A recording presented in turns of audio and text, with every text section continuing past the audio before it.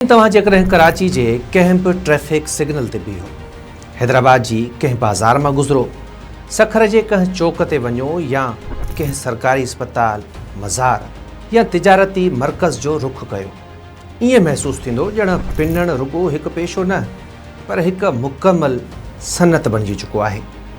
गाॾी बीहंदे ई केतिरा हथ शीशनि ॾांहुं वधंदा आहिनि। कंहिंजी हंज में मासूम ॿार हूंदो आहे, कंहिंजे हथ में डॉक्टर जी पर्ची, कंहिंजे जिस्म ते बचियूं त कंहिंजी ज़बान ते हिकु ई इल्तिजा हूंदी आहे, अलाह जे नाले ते कुझु ॾेई वञो।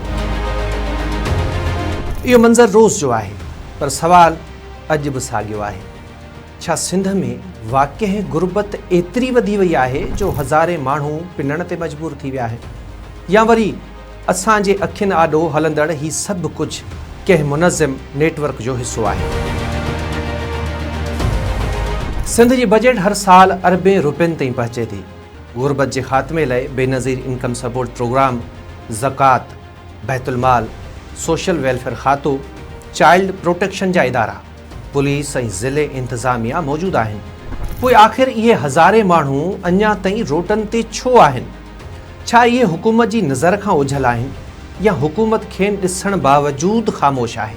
हिते इहा ॻाल्हि वाज़िह करणु ज़रूरी आहे त हर पिनंदड़ पेशेवर न आहे।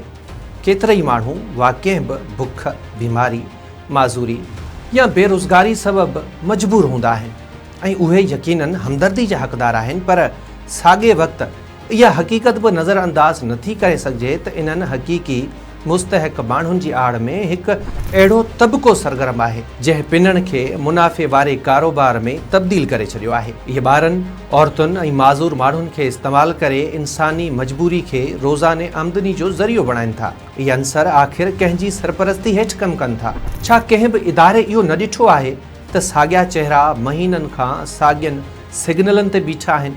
छा इन्हनि जो को सरकारी रिकॉर्ड मौजूदु कोन्हे? जेकॾहिं आहे त कार्रवाई छो नथी थिए? ऐं जेकॾहिं नाहे त इहा पाण में हिकु वॾी इंतज़ामी नाकामी आहे।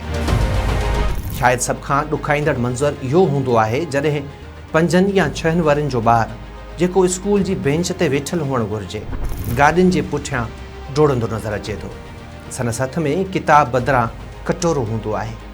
इहो रुॻो गुरबत जो मंज़र न आहे, पर असांजे मुस्तक़बिल जो अलमियो आहे। छो त जॾहिं ॿार तालीम बदिरां पिनणु सिखंदा त सुभाणे इज़त भरियो रोज़गार कीअं हासिलु कंदा? ऐं जॾहिं हिकु नस्ल रोडनि ते वॾो थींदो त उन जो ज़िम्मेवार उहो ॿारु न हूंदो, पर उहो निज़ाम बि हूंदो जेको वक़्तु सिर पंहिंजो फ़र्ज़ु अदा न करे सघियो। पिनण जो मसइलो अॼु जो पैदा थियल न आहे, इहो ॾहाकनि खां मौजूदु आहे। कानून बि मौजूदु आहिनि, पुलिस वटि इख़्तियार बि आहिनि, ज़िले इंतज़ामिया बि मौजूदु आहे ऐं सोशल वेलफेयर खातो बि कमु करे रहियो आहे। पोइ बि जेकॾहिं शहरनि जूं घिटियूं, बाज़ारूं, इस्पतालूं ऐं ट्रैफिक सिग्नल पिनंदड़नि खां ख़ाली नथा थियनि त पोइ इहो सवाल हर टैक्स ॾींदड़ शहरी खे पुछण जो हक़ हासिलु आहे त आख़िर रुकावट किथे आहे? हुकूमत हर साल समाजी तहफ़ुज़ जे नाले ते अरबें रुपया ख़र्च करे थी। बेनज़ीर इनकम सपोर्ट प्रोग्राम ज़रिए लखें ख़ानदाननि खे माली मदद फ़राहम कई वञे थी, पर पोइ बि इहे माण्हू इन निज़ाम खां ॿाहिरि छो आहिनि? छा इन्हनि जी कॾहिं सर्वे थी? छा इन्हनि वटि सुञाणप कार्ड न आहे?